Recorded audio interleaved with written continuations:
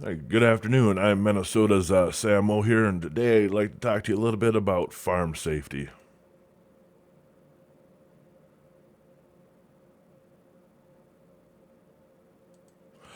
All right, I live in a small rural community here, and spring's on the way and it's already here, and the farmers are getting ready to get in the fields.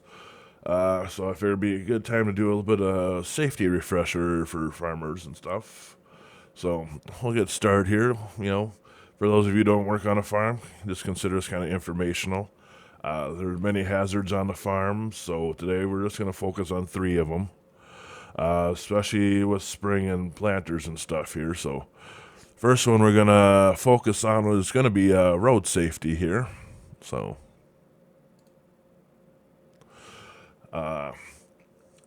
I'd like to start first with the road safety because every year never fails. I'll hear stories about an accident with farm equipment or in another vehicle on the road.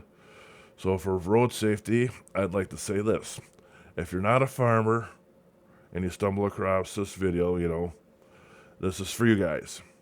Be aware that if you're on the road, especially in rural areas where farm equipment will be on the road, don't get mad, just relax and wait for your chance to go around. And maybe just wave at the farmer who's up in the cab or tractor. Because, without farmers, we wouldn't be able to enjoy the simple things in life like tacos. It's everything in a taco comes from a farm, whether it be the shell, the meat, the cheese, the lettuce. If you want soy tacos, I guess the soy product in the taco also comes from farms. So just be nice to the farmers that are out there making sure you can get the food to make your tacos. All right. This next part is for on the road with farmers. This is for you guys. I know you guys put in lots of hard work day in and day out, especially during the planting and harvest season. I know you guys are pulling tremendous hours. You're out in the fields for 20 hours a day and stuff like that. I know it's a long days for you, but one thing you guys need to also do is when you come to a roadway or an intersection, you gotta pay attention.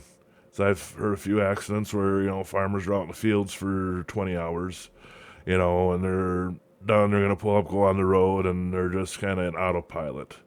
So when you're coming to a road or an intersection, be aware of oncoming traffic before you turn on or off the roads.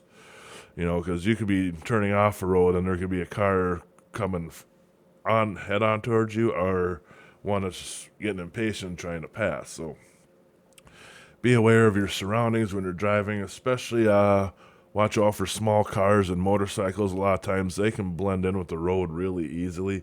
And if you got a little bit of sun glare on the road, it can be almost impossible to see them. So pay extra special attention, when you're on the roads, and especially when you guys are going to turn on or off a road. Because them motorcycles and cars, especially when you're high up in that cab, they can seem like little dots up there sometimes, especially the motorcycles. So uh, pay attention to the motorcycles and small cars, and just in general. Can't emphasize that enough. I'm sorry, guys. So that's it for the road safety a little bit there. Just pay attention. Next thing I want to focus on is, proper PPE and wearing that. If you ever notice, some of you who aren't farmers and don't or haven't been on farms and stuff, if you ever notice that a farmer will always be wearing their pants tucked in, or not their pants, but their shirt tucked into their pants, and that is not just a fashion thing. That actually comes from a safety perspective, and they just kind of carry it over, always having their shirts tucked in. It's one of the things on a farm, especially for me, it was instilled for me when I was growing up on a farm at a very young age, is never to wear any loose clothing around farm equipment. It is so easy for loose clothing to get dragged into farm equipment, whether it gets sucked in through some kind of suction that the farm equipment creates, or just from your back up, you hit the PTO shaft or a chain or something like that, and it grabs a hold and it can drag you right in. I've even nowadays there's you'll hear about once or twice a year somebody got drug into a PTO shaft or something like that. So Another one of the things for proper PPE, always make sure if you're on a farm, you're wearing jeans or long pants. 'Cause you never, especially if you got cattle and you're out in the pasture, because the long pants and PPE protect you from flying debris, and also if you're in a pasture, if you gotta go through some woods or something, any poisonous plants that are out there, like poison ivy or something like that, will protect your legs from getting poison ivy on them, getting cockleburr in places you don't want cockleburr. So make sure you're wearing pants and a shirt. Now, with springtime here, a lot of you are going to be working with chemicals, I'm assuming, because a lot of you are probably going to do an incorporation setup or spraying for pesticides and herbicides on the fields and stuff. So make sure when you're dealing with the chemicals that you have the proper chemical suits on, and you got especially gloves and a respirator, because a lot of them chemicals, can be cancer causing and can also cause chemical burns on your skin. So make sure if you're handling the chemicals, you're also wearing proper PPE, because we don't want your face dismembered because of a splashback. So face shields are a must. Maybe the full body chem suit. Just be safe. Like the guy in the picture over here, right back here. See all the stuff he's got on there. He's got a helmet on. He has got a. Maybe I'll just blow up a bigger picture of it here so you guys can see. See, he's got the respirator on. He's got a face shield on too, even. And he's got the chemical apron on. So make sure you're wearing proper PPE when you are handling chemicals. Also, another thing with farms, using the proper gloves, speaking of chemicals and gloves, always use the proper gloves for handling stuff on the farm, whether it be hay bales, straw bales, or anything else.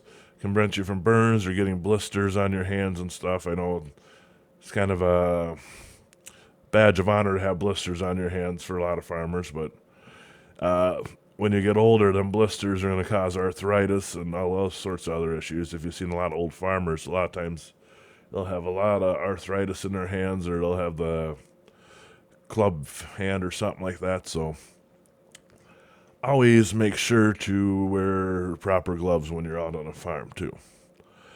Next thing, and probably the most important thing I want to talk about, is working around equipment. So, I don't want on the road. Working with farm equipment. I'm going to pop up this tractor here in a big screen format here for you.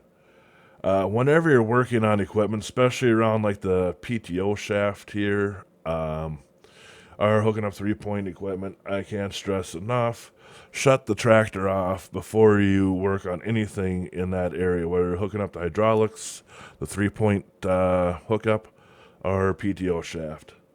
Every year you hear about somebody getting wrapped up in a PTO shaft, or they're hooking up hydraulics or something, and something weird happens and they get crushed because they left the tractor on. So one of the things I strongly suggest is shut the tractor off, take the key out of the ignition, and make sure nobody is sitting on the tractor while you're hooking up either the 3-point, PTO, or any hydraulic lines that you need to hook up. Even if you're just hooking up to the drawbar on the bottom, just make sure to shut the tractor off, pull the key. I know a lot of you have kids out there and teaching them how to work on the farm equipment, and one good thing is teach them is safety. And if they're on that tractor while you're hooking stuff up, I know they don't mean it, and they're, they're probably saying, I'll pay attention, I won't touch anything, but, maybe they got their Game Boy up there on there and they accidentally drop it. They're not paying attention or whatever, and they accidentally bump a lever for the 3-point hitch system when they're trying to hook it up. Next thing you know, it drops down. You're crushed underneath a cultivator or, plow or something like that, part of a plow. Or you get a pretty good bonk on the head and maybe knocked out for a little bit. So That being said, whenever you work on farm equipment, hooking stuff up, always try to make sure the tractor is off before you hook up the PTO shaft. I know they got them safety sleeves around them, and I've been around farm equipment enough to know that them safety sleeves fail. I've seen them spin plenty of times along with the PTO shaft, and I've seen branches and wire get wrapped up around them and stuff. So make sure you have your shirt tucked in and the tractor is turned off, and you have the key on you. I can't stress that enough. Um, you know, so also when you're hooking up farm equipment, make sure, or hooking or unhooking, that you chock the wheels also. So a lot of accidents, I've heard about too, is where they didn't have the wheels chocked and they were hooking something up or unhooking something, and it all of a sudden started rolling backwards on them. So if you got equipment, especially equipment that's freewheeling and doesn't have a transmission, it's not part of a tractor, like a hay wagon or something, or gravity box, make sure to chock the wheels on those so they don't run away on you. Even with tractors, if you're doing something, I'd probably chock the wheels on those too. So, in conclusion here, I just remember I want you guys to be patient on the roads. If whether you're a farmer or not, just be patient when the farm equipment's on the roads. And farmers, make sure you're here looking everywhere, especially when you're pulling on and off the roads. Wear the right PPE and wear it correctly, because you can have the right PPE on if you don't wear it correctly. Like, let's say this guy here in the picture, you see he's got them loose straps on there, so once he's done working over here, he's going to want to take that off or find a way to get those straps a little bit shorter, because if he starts working on a PTO shaft or something around moving equipment, that's going to get sucked right in. He'll be sucked right in with it. So, and remember also, whenever you're hooking up equipment, turn it off, pull the key. I know diesel engines, a lot of the farm equipment runs diesels, and they like to run, and you don't like to turn them off. But how good is the farm equipment going to be if there's nobody there to actually drive it?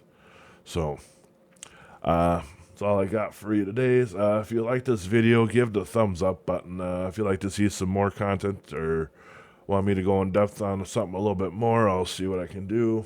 Just leave a message in the comments. Give the thumbs up button if you like the video. Also, hit the subscribe button, especially if you like random content, because this channel I'm doing really has no particular focus, so I'll be talking about random stuff that just, I think is interesting and I'd like to share with you guys. That being said, thank you for watching, and have a good and safe farming season here. I don't want to hear about any accidents this year. All right, thanks. Bye.